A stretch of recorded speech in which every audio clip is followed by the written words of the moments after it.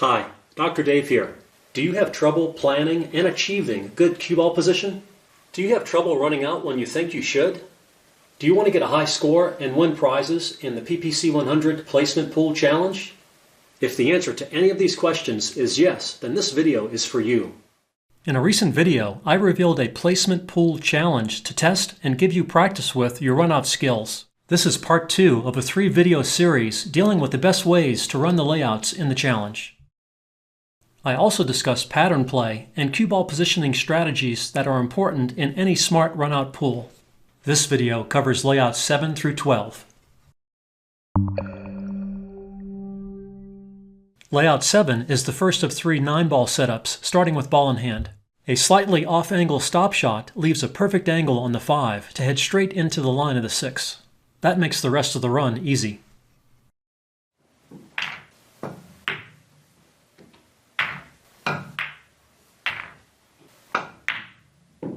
An alternative start, suggested by B. Russell on AZ Billiards, is to pocket the 4 in the far corner with a stop shot, which is easy to judge. That automatically leaves a perfect angle on the 5. If you leave too much angle on the 5, it can be tough to hold for the 6, but this also works fine. If you leave it straight on the 5, you need to be careful to not go too far on the 6. I managed to hold for the 7, but it might not work out so well. And here, I need to work a little more to get shape on the 8. Here's an example of going too far on the 6. I can't hold for the 7 in the corner, but even here I can still get back in line by playing for the 7 in the side. Even if you leave a big angle on the 8 like this, you can still hold for the 9 with a drag shot.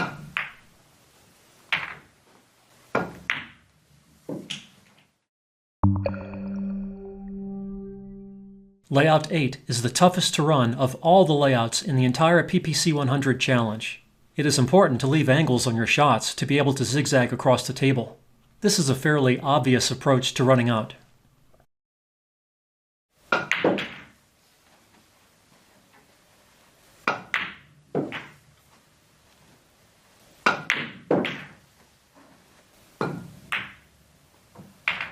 A good option at the start is to bump the 7 into a more favorable position with the ball in hand shot on the 4.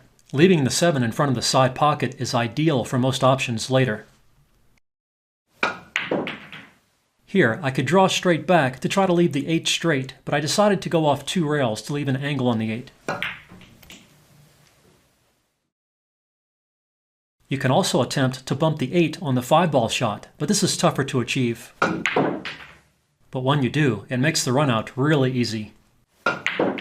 I was trying to get below the 7 to roll into a good angle for the 8, but draw lets me achieve what I wanted. It doesn't get much easier than that. The 6, 7, 8 sequence with the balls in their original positions is an excellent drill to practice. These cue ball positioning skills are important in top-level pool. And if you want to do well in the PPC 100 challenge, you need to be confident to get through this tough layout. When you are trying to go beneath the 7, you need to be careful to not come up too short. Although, even here, you can recover with a bank shot. That's not ideal shape on the 8, but I make it work. Here, I come up a little short on the 7, but I manage to roll to the short side of the 8. This is a good angle on the 8 to go across the table for the 9.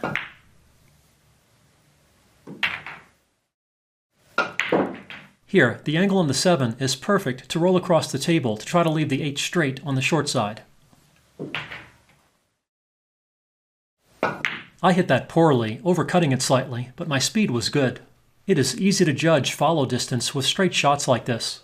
That's where the saying came from: draw for show, follow for the dough. Another good approach when you have a big angle on the 6 is to play both the 7 and 8 short side. Again, it is easy to judge follow distance, and the shot doesn't require much power, which makes the pocket play bigger. Here's another example for when the angle on the 6 is large. If you leave too small an angle on the 7 like this, you can draw with left spin to go to the short side. Again, this is a good angle to head across the table for the 9. It is easier to get from the 7 to the 8 if you leave a bigger angle on the 7 like this. Here, I'm rolling to the long side of the 8 for straight draw to the 9. You should practice different ways to go from the 7 to the 8 to find out which approach might be best for you. If you are straight on the 7, there isn't much you can safely do other than draw back to take your medicine with a tough shot on the 8. I hit that well, but the outcome is not good. Anytime you power shots, mistakes like this can happen. With an angle on the 7 like this, it is easy to roll to the short side of the 8. When you are above the 7 with a big angle, you can stun with slight draw to the short side of the 8. This also works at smaller angles. If you leave the 7 a little straight on the short side, you can follow forward with right spin to head toward the 8.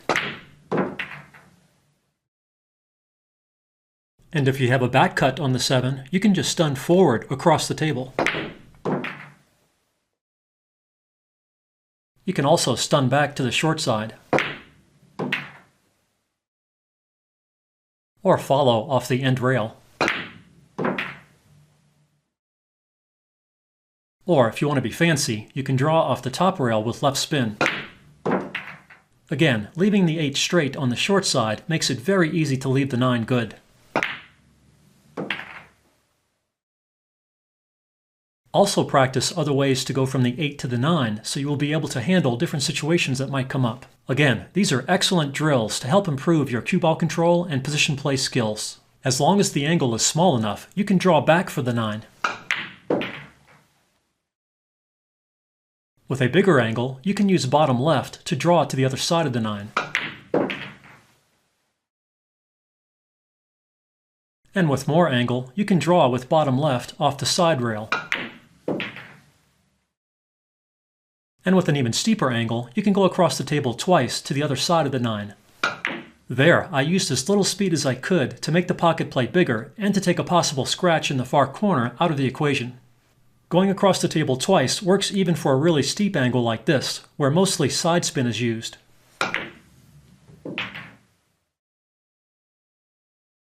This is a terrible angle on the 9, but a crossover bank can get you out of trouble. Here, you can just roll across the table. I could have used left spin to get better on the 9, but it wasn't worth the risk that comes with using side spin on a long thin cut like this. If you aim carefully and focus, there is no reason to miss the shot anyway.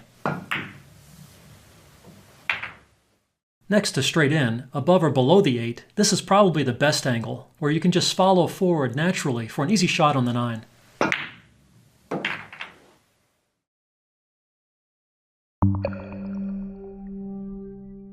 Layout 9 is much easier than Layout 8, although the 7 and 8 are frozen to each other and the cushion. Here's a good approach to this runout. Roll into a line where a stop shot on the 5 kisses off the 8 to break up the cluster. You might even make the 7. This makes the runout really easy.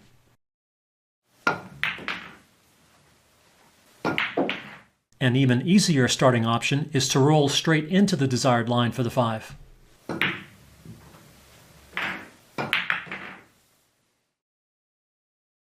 Sometimes it is tough to force yourself to shoot the 5 away from the heart of the pocket, where we constantly train ourselves to target. This can cause you to miss the breakout. But if it happens, don't despair, because the 7-8 combo is wired to the upper corner. However, you need to be careful with the shot if it comes up. It can be risky, targeting a line of centers hit on the 7. Even if you pocket the 8, you are likely to leave the 7 frozen to the cushion in a tough spot. Also, if the pocket point is sticking out a little, the 8 will be thrown off course. The best approach here is to aim to hit the 7 into the rail slightly. This will throw the 8 into the cushion a little, rebounding it away to clear the point. This also tends to leave the 7 in front of the side pocket for an easy next shot.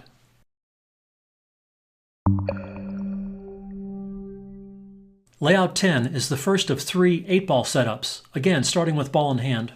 Here's the most straightforward and easy pattern, although there are many good runout options here. I like the 14 as the key ball for the 8, since any angle will let me easily get a shot at the 8, and the 11 is a good key ball to get to the 14. Coming into the line of the 14 like this gives you a wide margin for error with shot speed. Again, a short, straight shot on the money ball is always nice. With this layout, a smart start makes the run so much easier than it could be otherwise. A stop shot above the middle ball leaves perfect angles on the other middle balls to allow a roll shot to the 9 with a good angle on the 11 to complete the run. It doesn't get much easier than that.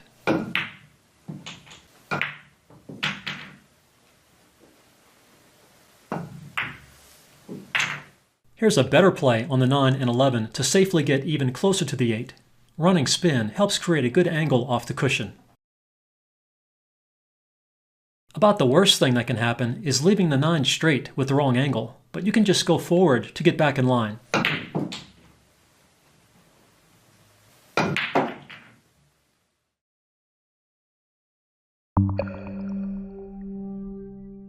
There are several patterns that can be used here, but this one is the most obvious and straightforward. The key is not leaving too much angle on the 11, so you don't leave too much angle on the 13.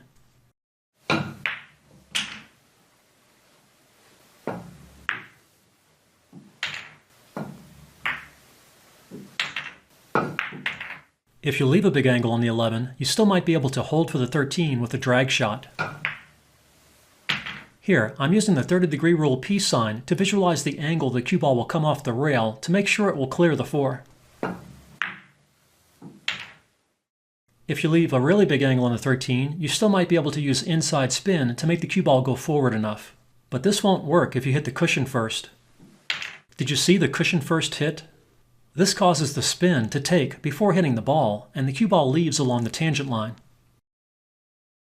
You need to hit the ball first for the inside spin to take properly. Did you see the ball first hit? And did you see the spin change the angle off the cushion? I also used drag on that shot to intensify the effect of the side spin. The cue ball slows as the backspin wears off without much loss in side spin, and this lengthens the rebound angle even more than normal.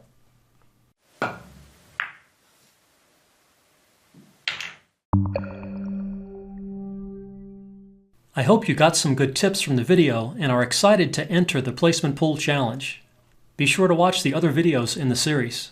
And if you want or need more help with 8-ball and 9-ball strategy and position play, see the videos and info at the links in the video description. Good luck with your game from Dr. Dave.